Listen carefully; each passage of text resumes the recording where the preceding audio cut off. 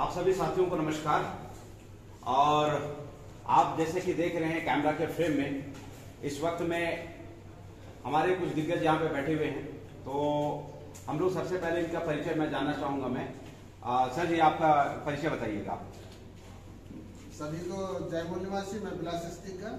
Sir आप अपना परिचय बताइए। बहुजन मुक्ति पार्टी प्रदेश उपाध्यक्ष। सर आप अपना परिचय बताइए। मैं धर्मू एक्का, राष्ट्रीय आदिवासी एकता परिषद का राष्ट्रीय उपाध्यक्ष। सर आप अपना परिचय बताइए। मैं अरविंद कच्छप, भारत मुक्ति मोर्चा का प्रदेश कार्यकारिणी अध्यक्ष। सर आप अपना परिचय बताइए। सर मेरा नाम रेमिस तिर्की, में बहुजन मुक्ति पार्टी के प्रदेश उपाध्यक्ष। तो यहाँ पे काफी भीड़ भाड़, 500 प्लस के लोग आए हुए थे और काफी भीड़ भाड़ था यहाँ का नजारा। मैं जानना चाह रहा हूँ सर कि ये जो लोग आए हुए थे, आप लोग यहाँ पे जमा हुए थे, वो किस वजह से यहाँ पे जमा हुए थे आप लोग? यहाँ पर आज संभाग स्तरीय भारत मुक्ति मोर्चा का कैडर कैंप था और इस कैडर कैंप के लिए ये सारे लोग यहाँ पर इकट्ठे हुए थे। जी सर, मेरा एक सवाल है आप लोगों से कि जैसे आप लोग कैडर प्रोग्राम लगाते हैं, बहुत अच्छा आंदोलन करते हैं, आपसे एक सवाल है कि ये जो विदेशी ब्राह्मणों की जो पार्टी है कांग्रेस और भाजपा, ये कांग्रेस और भाजपा लाकर आप लोग मूल निवासियों को इन्होंने संगठित शक्ति के साथ में ऑर्गेनाइज वे में बेवकूफ बनाया और आप लोग बेवकूफ बन गए। तो आप लोगों को बेवकूफ बन के कैसा लग रहा है? बेवकूफ बन गए? जी जी, बेवकूफ हमें इन चूतियों ने बनाया। बेवकूफ बना करके जो है इन्होंने हमें कांग्रेस को वोट कराया, हमारे बीच में दलाल पैदा किया।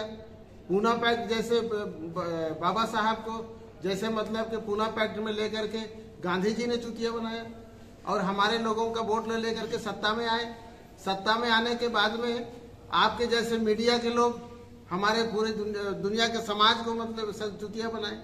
ये जो बेवकूफ बनाने का धंधा जो है इनका पैदाइशी, जब से कांग्रेस की उत्पत्ति हुई हमारे देश में, हमारे आदिवासियों को तो बनाया ही बेवकूफ, हमारे देश के सारी जनता को बेवकूफ बनाया। सर आपको बेवकूफ बन के कैसा लग रहा है? आपका सवाल, कांग्रेस और बीजेपी इन्होंने मिल करके हमें बेवकूफ बनाया। मैं पूछना चाह रहा हूँ, बेवकूफ बन के आपको कैसा लग रहा है? हजारों साल से ब्राह्मणों ने पूरे मूल निवासी समाज को बेवकूफ बनाया और आजादी के 75 साल बीत गए, कभी भी आपका मीडिया ये सवाल किया नहीं कि हमें बेवकूफ बनाया जा रहा है। लेकिन ये बात सरासर गलत है कि हम लोग बेवकूफ बन गए हैं। हमें पूरी तरह से अब पता चल गया है कि ये लोग कैसे हमें बेवकूफ बनाए हैं। अब आने वाला समय में ब्राह्मणों को समझ में आएगा कि बेवकूफ जिनको आप कहते हो, अब लोकतांत्रिक व्यवस्था में पूरी तरह से हम ब्राह्मणों को सत्ता से खींच के जमीन पर उतार लाएंगे। विदेशी ब्राह्मण लोकतंत्र के नाम पे आपके साथ में धोखा किया। इस धोखा खा के धोखा जो आप लोग खाए, इस धोखा खा के आपको इस धोखे के बारे में क्या कहना है महोदय?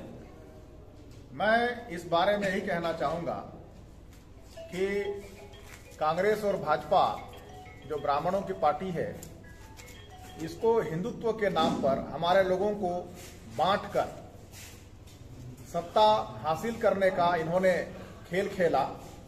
और हमारे जो बहुजन समाज के लोग हैं, चूंकि वे हजारों साल से गुलाम रहे, शिक्षा से वंचित रहे, मुख्य धारा से वंचित रहे, जिसकी वजह से हमारे लोगों में अभी भी ये समझ पैदा नहीं हो पाया है कि दोस्त कौन है और दुश्मन कौन है। इस वजह से धार्मिक उन्माद में जो ब्राह्मणों का षड्यंत्र होता है, उसमें फंसकर हमारे लोग धर्म के नाम पर बट जाते हैं और बटकर ब्राह्मणों का ही सहयोग करते हैं, उनकी पार्टियों का सहयोग करते हैं और उन्हीं को वोट करते हैं और अपना सर्वनाश करते हैं। और मैं यही कहना चाहूंगा कि हम जो इस देश के बहुजन समाज 85% के लोग हैं, जिस दिन हमारी समझ खुल जाएगी, हमारे लोगों में एकता आ जाएगी, जागृति आ जाएगी, इस देश में बहुजनों के अलावा कोई भी सत्ता में नहीं आ सकता। इस देश का बहुजन ही इस देश का मालिक है और हमेशा मालिक बनेगा। महोदय आपसे एक दूसरा सवाल है सर। जैसे जो विदेशी ब्राह्मण है, गाय की मांस पे राजनीति करते हैं और बोलते हैं कि ईसाई गाय मांस खाता है, इसके संदर्भ में क्या कहना चाहेंगे सर आप? देश में पूरे विश्व में भारत दूसरे नंबर में, जैसे मोदी के राज्य में 1 नंबर पे आ गया ये जो बीफ का व्यापार करने में। ये यहाँ से गाय का मांस का निर्यात कर रहा है, लेकिन वो जो सत्ता में है लेकिन निर्यात कर रहा है वो। लेकिन वो तो बोलता है कि ईसाई लोग खाता है, ऐसा बोल रहा है। ईसाई लोग खाता है, एक सबूत लेके आ जाए। तो अरे भाई, जहाँ हम गुचड़ खाना चाहते पूरे देश में, पूरे विश्व में निर्यात कर रहा है। अभी हाल फिलहाल में जो मुख्यमंत्री हैं उनका अभी एक हम लोग वीडियो देखे, उसमें बाइट आया हुआ है कि ईसाई लोग खाते हैं। तो क्या आप बताना पसंद करेंगे कि ईसाइयों का गुचड़ खाना है? ये यहाँ छत्तीसगढ़ के परिप्रेक्ष्य में देखा जाए तो जिसने कहा, ये विष्णुदेव खुद कंवर है, आदिवासी है। आदिवासियों में बहुत से मतलब कि हमारी जातियां हैं, उसमें उनमें से एक जाति है उराव जाति।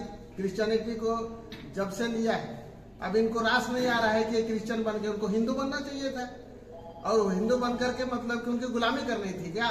अरे भाई, क्रिश्चियन यदि गौ मांस खाता है तो अटल बिहारी विदेश में जाकर खाता है। एक सबूत है कि हमारे ईसाई लोग गाय मांस काटते हैं, खाते हैं। लेकिन ये तो पूरे के पूरे देश के अंदर में, पूरे प्रदेश के अंदर में बहुत आया सिस्टम प्रसार किया जा रहा है। इसके संदर्भ में आपका क्या कहना है? ये आप अपने समाज के बारे में क्या बोलना चाहेंगे? हमारे समाज में उन्माद फैलाने का ये साजिश है, बाकी कुछ नहीं है। ये राजनीति करते हैं कि लोकसभा अभी 24 में आ रहा है, इनको हिंदुत्व के नाम पर वोट चाहिए। और वोट चाहिए इसलिए ये अनर्गल भाषाएं जो इनके मुंह से निकल रहा है, ये इसकी अपनी, मुख्यमंत्री की अपनी भाषा नहीं है, ये आरएसएस की भाषा है। ये आरएसएस की भाषा बोल रहा है। ब्राह्मण सिखा का बच्चा ये जो है दलाल पैदा करके मुख्यमंत्री की कुर्सी पर बैठा दिए, और देश के राष्ट्रपति में मोदी जी को बैठा दिए। आदिवासी को आदिवासी सिखा, तो जात को जात काटो, लोहा को लोहे काटे, आदिवासी को आदिवासी काटे। ये सब तमाशा बंद कर